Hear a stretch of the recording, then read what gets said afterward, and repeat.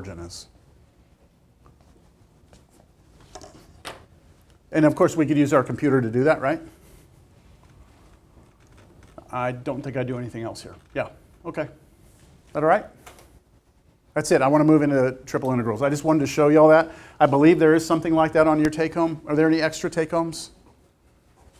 Okay. I believe there's something in here with moment of inertia. Last problem. Consider the lamina below, region bound by e to the x, y equals 0, x equals 0, x equals 1, with the density function xy. Wow, that looks very familiar. Find the mass. Find the center of mass. Determine with calculus if it's easier to rotate the lamina about the x and y, or at x or, that's supposed to say or, not ought. X or y axis. Hey, I'm going to save you a lot of time. I will allow you to use a computer to calculate those integrals, all right? I just saved you about an hour, 2 hours, okay? So, but I want you to include the actual, like, copy it, print it, screen capture, right? Whatever you typed into the, I want to see it. Don't just give me an answer and say, I did this on the computer. I'll believe you, but I want to see it, all right? That sound fair? Or you can work it out by hand, your choice, yeah? So that problem shouldn't take too long. So you know how to do that one now, right? All right, we are moving into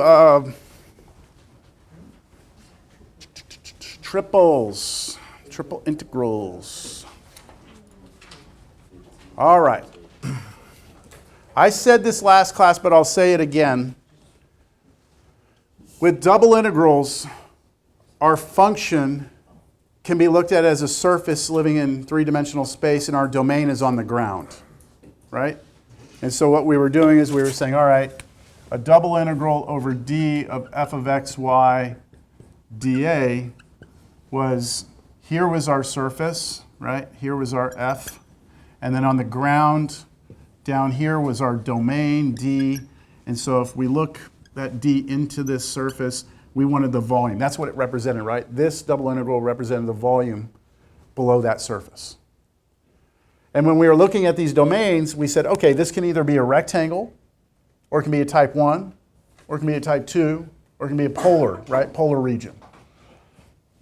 So when we were talking rectangle, type 1, type 2, polar, we were talking about the domain, weren't we? Okay. What we're going to do now is we're going to triple integrals. So for triple integrals, what you have is, why am I, well, yeah. For triple integrals, the idea is this. You have, no, I want to back up. I'm sorry. I want to back up. I think you understand this, but I want to really make sure you do. Okay, so back here for the double, this was your f of xy right here. This was your domain d on the ground. What we were doing with this double integral, visually it was a volume, right? Visually, this represents the volume of that thing that I just showed you. But really what we're doing is we're picking a point, right? We're plugging that point, whatever it is, x, y. We're plugging it into the function, into this function, and we're getting a number to come out, right? And then we hold that number, and then we go to another point, and we plug that in, and we get another number. We hold that point. And we do that for every point in here, and we wind up adding up all those numbers together. And that gives us a final number, right? Now, visually for us, that number that we get out is just how high it is, right? How high it is, how high it is, how high it is, how high it is. So it turns out being the volume, yes? The problem we're going to run into now is that we're no longer going to be looking at a function f of xy. Instead, we're going to be trying to figure out what happens if you take an f of xyz. So now your function doesn't take in a point on the ground, it actually takes a point in three-dimensional space in. So our domain, the domain of this thing, is not in two-dimensional space. The domain is in three-dimensional space. So our domain is a solid. And we don't call it D, we call it E. So we have this solid, and we're taking every point in this solid and we're plugging it into here. If I take this point and plug it in, I'll get a number, right? Take the point here, plug it in, we get a number. Keep holding those numbers, and if you do it for every point in here and add them all up, you will get some sum, right? But do you see that it's no longer a volume because there's no geometric picture I can show you, right? It's just the sum of all of the sum of all of these points evaluated into that function. Now sometimes we call it a hypervolume because it's like it's in one dimension higher than we can see, but I can't physically show it to you, all right? Hope that makes sense. So what we're going to start with here is by looking at what types of domains can we have. Well, with two-dimensional or double integrals, the easiest domain we started with was a rectangle, wasn't it? So as you might suspect, the easiest domain we could ever deal with a triple integral is a box, right? So we have x is between two constants, y is between two constants, z is between two constants, r and s. And so this is what it would look like. Now right now, what you're looking at is that box. Notice that the x's are between, x's in red, x's are between two constants, y's are between two constants. Oh, it didn't come out too good, did it? It's skewed. Okay, z, the problem is this. I need to pop it out of, there we go. Now you can see it better. Yes? Your x's are between two constants, y's are between two constants, and then z is between two constants. There you go, you got this box. That's E, right? That's E. I want you to pay attention to the shadow of E onto the ground. Okay, so if we have a light source from the top, way up, go up Z, imagine some light source way up there, shining down. The D is the shadow, isn't it? And what type of region is D? A rectangle, back from double integrals. That's going to be important for us to make these connections. So we have a triple integral. The solid we're integrating over is a box. Its shadow on the ground is a rectangle. All right, as you might suspect, if you're going to do a triple integral, right, over that E of some function of the three variables, you're no longer going to have dA over here, right? Do you remember what dA came from? dA was the dx dy, wasn't it? So what we were doing is we were looking at, back when we had that domain on the ground, right? We cut that into these little infinitesimal patches, dx dy, and that was dA. But now we got to cut this E into a bunch of infinitesimal cubes. And so we don't call it dA, we call it dV. And dV is going to be all three together, dx, dy, dz. Yeah. Now, do you see this? A to B, C to D, R to S. Notice that they match up with the restrictions. My restrictions on X are between A and B, so that's the outer integral. The middle integral is my restrictions on Y. And then the inner, I-N-N-E-R, inner integral is from R to S, so that's the restrictions on Z. And then I made a little subtle note here. There are 5 other possible integrals. Why? The order, I can change the order because these are constants. And so we could go, what? dz, dx, dy. We could go dy, dx, dz, dy, dz, dx, dx, dz, dy, dx, dy, dz. There's 6 total, right? Your choice. Yeah. The order doesn't matter when it's a box, right? That's right. So that's the whole big takeaway of this is only allowed if it's a box. Just like we had with double integrals, if we had a rectangle, we could change the order, right? And we saw that sometimes changing the order was beneficial because there was one problem we did where it's like, no, we don't want to integrate that. But if we change the order of integration, it actually became better. So, all right. All right, that's it. We're going to continue, yeah?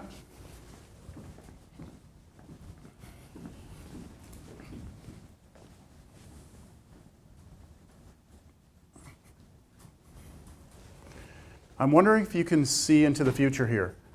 If you had an object, right, a solid object, and I knew its density at every point, then couldn't I use a triple integral to add up the mass at each point? And then the sum, the total sum of all that would be your total mass. So, okay.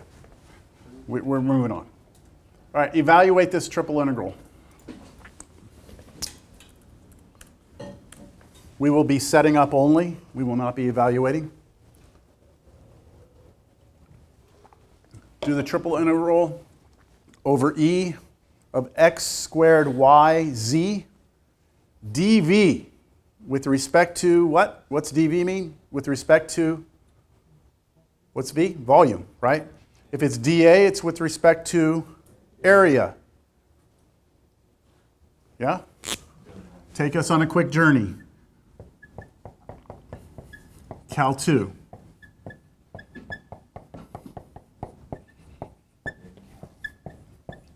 Cal 3. These are the three types of integrals that we've seen. This integral, right? This integral right here is the area under this curve. We would say this is with respect to x, right? But technically, okay, everyone pay attention, all right? Because this is important, all right? Especially because where we're going to be integrating with respect to a lot of different things. This is just the beginning of what we're integrating with respect to. So let me ask you this. Let's do the one that we most recently did. When you look at this D, this domain, right, lives in what dimensional space? This domain. Two-dimensional space, right? So the domain is this right here, right? So we're saying domain, this integral is with respect to area because that domain has an area to it, right? This triple integral, we're going over E, okay? So what does E look like? It's in three-dimensional space, right? It's a solid, right? So this is a solid E, and that solid has a volume. So we're integrating with respect to volume, right? Okay, up here, what's the domain? It's an interval, a line on the, it's a segment of the number line, right? So it's one-dimensional, right? We would say it went from A to B or something like that, right? A to B. And then see, back here we didn't really need to talk about it, but it's with respect to distance or length, right? Length, area, volume. We're integrating with respect to length, area, volume. All right, if this had four variables, f of x, y, z, t, that would be d, whatever we want to call it, okay? Because you wouldn't no longer have, like pretty much we stop at volume, don't we? Length, area, volume, then you start talking about other things that, whatever. Okay, I just want to make sure you make that connection because these things are very important. Later on, this is going to be, well, we've seen dt, didn't we? We saw dt. What is this? Let's see how much y'all remember. What is that? What does that give you? Close. This is the tangent line. That's the magnitude. Add them all up. It's the length of an arc of a vector function. So you can draw a curve with the vector function, and this gives you the length. But see this dt? That dt was with respect to a length. It's time, but it was a length, right? It's one-dimensional. One-dimensional, two-dimensional, three-dimensional. We're going to see later that this is going to be like d capital S. We're going to be integrating with respect to surface area. We're going to be integrating with respect to a lot of different things. So this is a good place to start really pointing out that dv is not just some cute thing we like to add at the end. It has meaning. Yes? Were you ever going to come back to vectors? Yes. Okay. We have to because we're going to do, right now we're going to get through triple integrals. After we get triple integrals, we're going to do basically the section of this course which is truly vector calculus, which is where we start integrating in vector fields. So we're going to be in three-dimensional space, but we're going to have a vector field in the space at the same time. I was just curious. Yeah. It's been a minute since we've seen vectors. Yeah. Yeah, we set it all up in chapter 10, and then we're going to come back to it when we get to chapter 13. Okay. Yeah. All right, so setting this up. This right here, remember this notation? This is your x restrictions, y, and z, right? All right, and since they're all constants, I can just set it up however I want. So I'll just do it in the order x, y, z. So 0 to 2, 1 to 2, 0 to 1. And then I'm doing x squared, y, z, d, d, d. That order does matter. I've already dictated what that order is with this, right? Z, y, x, right? All right, now, I do believe you could do this, but let's at least get through the first integral, all right? We have to do the inner one first, this one. So we are going to have this now, integral 0 to 2, integral 1 to 2, and then here we go. What is the antiderivative of x squared yz with respect to z? 1/2 z squared 1/2 z squared with x squared y there, because the x squared y is going to be treated like a constant. The x a constant, y is a constant. So we treat all that like a constant. We find the antiderivative of z, which is 1/2 z squared. So I'm going to put it this way, 1/2 x squared yz squared, right? That would be your antiderivative. Now, our limits of integration are going to go from z equals, right, because these are our limits on z, right? Z equals 0 to z equals 1. I'll figure out what that is, then I still have dy, then still have dx. You see, I'm like working that integral out within the other two integrals. And now plug in 1 for z and 0 for z. 1/2 x squared y. Yeah.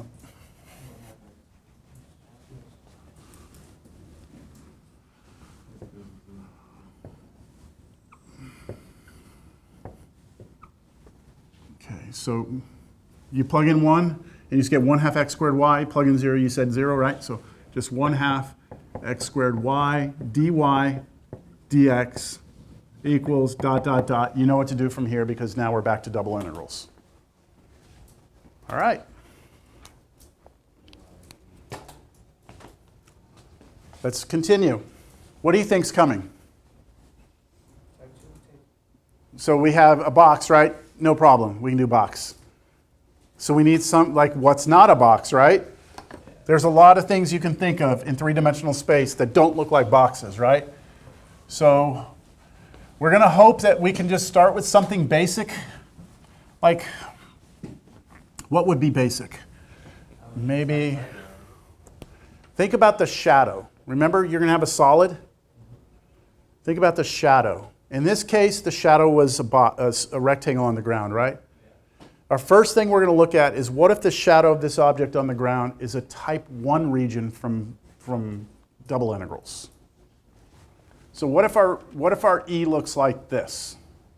Okay, right now what we're looking at is we are looking at E, that solid, right? Remember, this is the domain, right? This is the domain of the triple integral. When we're looking at that solid, from the top, this is what it looks like. So see that the x's are between two constants. And the y's are between two functions of x, g1 of x, g2 of x. The y's are between two functions of x. What's the z? Well, you can't see it here yet, can you? So I'm going to rotate it. Pop it out of two-dimensional space, put it in three-dimensional space like this. What are your z's between?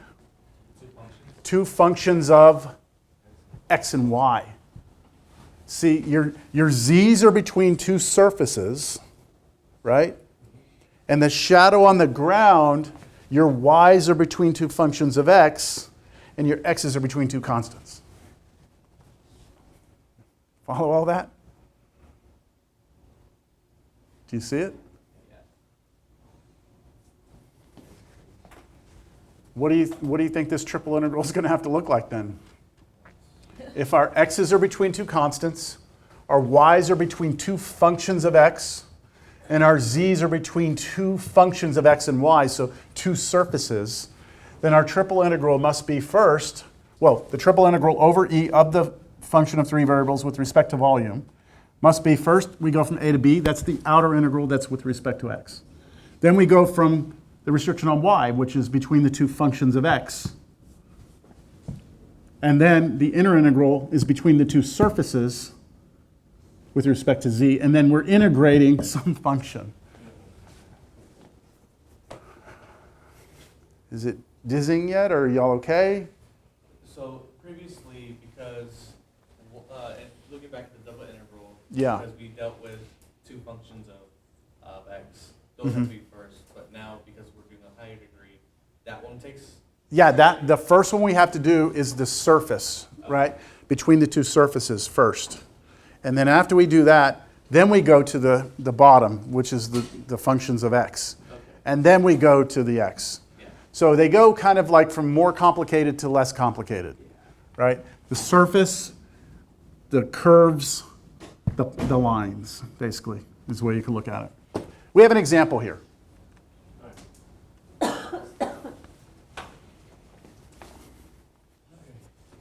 Find the triple integral over e. Now look at the function we're integrating. Pretty simple function.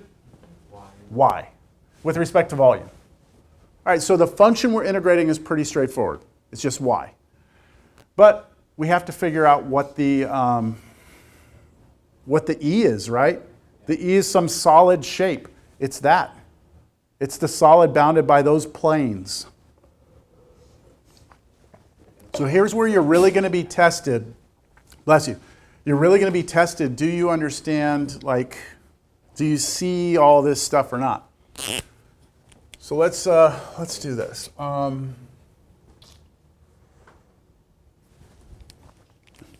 Yeah, y'all think about it. I've been telling my classes that in all my other classes, except this one, it seems like everyone's burned out, man. People are like dozing off, and I see some of y'all look tired too, but hang in there, all right? I'm not going to say it gets easier. It doesn't get easier in here. The pace doesn't get slower either. It actually is going to pick up, so I need you to bring the energy. Get that third wind, fifth wind, whatever it is. for this one, would we Yeah. solve for z on that last equation So what do you mean solve for z? Oh, to get a surface? to get a surface? Yeah, I believe we will. Okay. I'll get to it. Let me work through these one at a time. Good. X equals 0, right? X equals 0. So remember, x, y, z, right? X is 0. Is this plane right here? Okay. Y is 0. This plane right here. Z equals 0 is the ground. All right, well, we just have all the coordinate planes, basically, right? And then this right here. You should recognize that that is a what? A plane, but it's tilted, right? So we've got this, the ground in this, and we've got some plane coming through here somewhere, right? This should form a what? What do we call that? Did you say tetrahedron? Someone say tetrahedron? It's a tetrahedron. So a plane slicing through here should, like imagine the plane coming through here. It should hit somewhere here, here, and here. It should hit at these some 3 points. It might be over here though, right? Might be back here, might be back here, might be over here. So I'm going to try and draw this, all right? I'm going to try and draw it. Do it this way. I'm going to try and draw it in three-dimensional space. Let's do x this way, y this way. Z. So what I'd like to do first is I'm going to focus on this first. Let's figure out where it hits the x-axis. Where does this hit the x-axis? So if you're on the x-axis, what can you tell me about y and z? They're 0, right? So if you let y and z be 0, solve for x. 2. So I know that at 2, I have a point. That's part of that plane, right? Let's do the same thing for the y. So if you let x and z be 0, solve for y, you get 2 as well. That point's on my plane. I only need one more point. So yeah, let x and y be 0, z is 4. So if I go up 4, up here, 4, I have a third point. And then I have those planes, right? The planes, the walls in the bottom. So I hope that that's enough for you to see. Oh.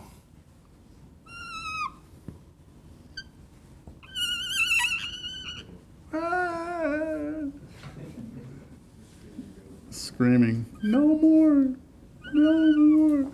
There it is. Y'all see that tetrahedron? It's got a bottom and sides and front face, right? This tilted face. It's got this back face, and a bottom face. All right, that's our solid E. That's our solid. Y'all agree with that? Yep. Okay, that's our solid E. Now, what does the shadow of that E look like down on the ground? Looks like a triangle, doesn't it? Looks like a triangle. So let's look at that shadow on the ground.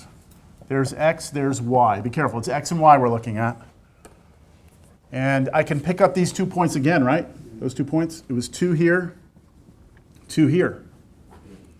And so it was that little segment coming through here, like that.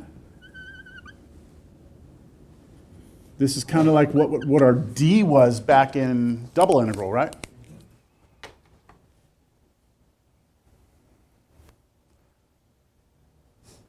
So what I'm seeing here is that I've got this solid.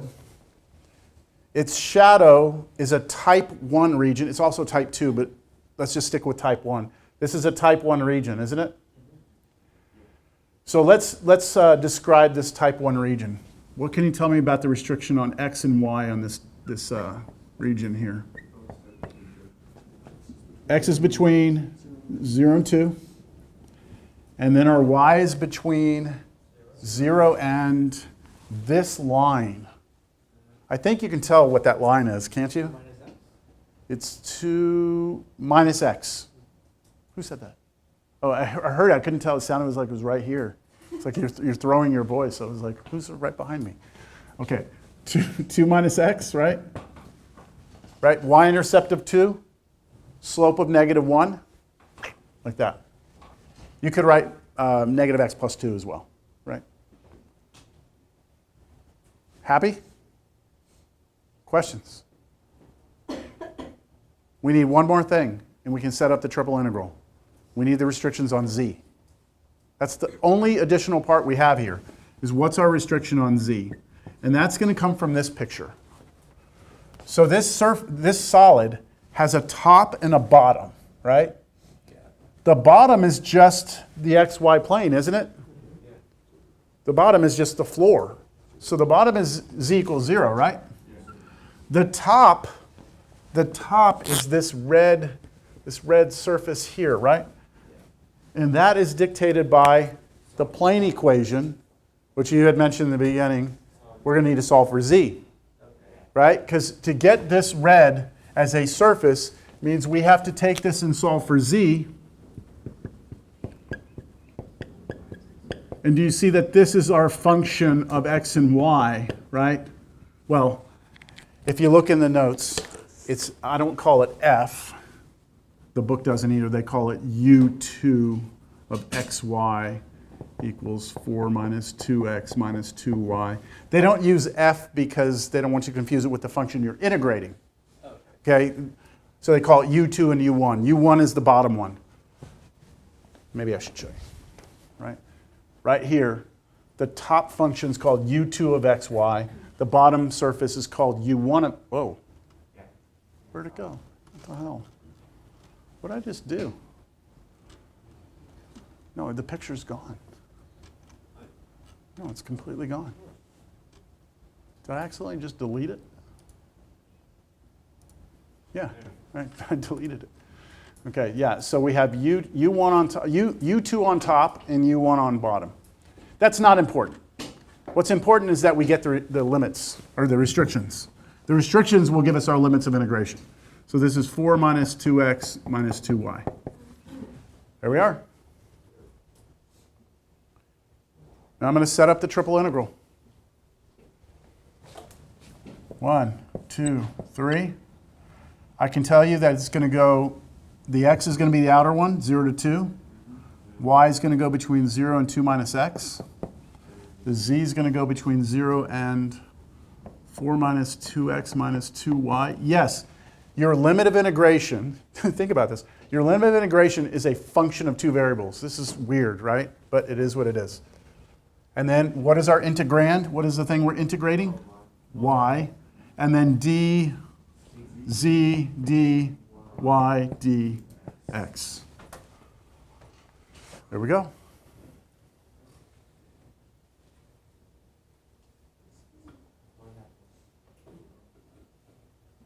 Do y'all want to go through the first part of that integral, or you feel good about it? So the antiderivative of this would be what? yz, and then you replace z with this, and then z with 0. When you plug that in, you're going to get things, x's and y's, and then you'll be back to a double integral. Okay, so we'll stop here. Equals dot, dot, dot. How are we doing on time? Doing good. Here's the actual picture. I included it just so you could see there was the E. All right. Now, what if the shadow that's cast on the ground isn't a type 1, it's a type 2? Right? How do you think things would change if your shadow on the ground is a type 2 instead? Remember what a type 2 looked like, right? What was stuck between two constants in a type 2? Your y's. And then your x's were stuck between two functions of y. So how's this going to change? The order. The order's going to change. That's it, right? The order's going to change. You're going to have your outer integral, outer one will be with respect to what? Y. The middle one will be x, and then the inside will be z. And so it's going to, of course, we have this, again, we have a surface, right? But this time, it's hard to see it down there, but we've got an upper surface, a lower surface, the shadow on the ground. Your y's are between two constants. Your x's are between two functions of y. So the triple integral becomes this. See, this is still the generic formula, right? This is still the generic formula. We're doing triple integral over some solid E of f of x, y, z with respect to volume. But because it's a shadow, the shadow is a type 2, we switch it up. Y, then x, then z. From more complicated out to less complicated, right?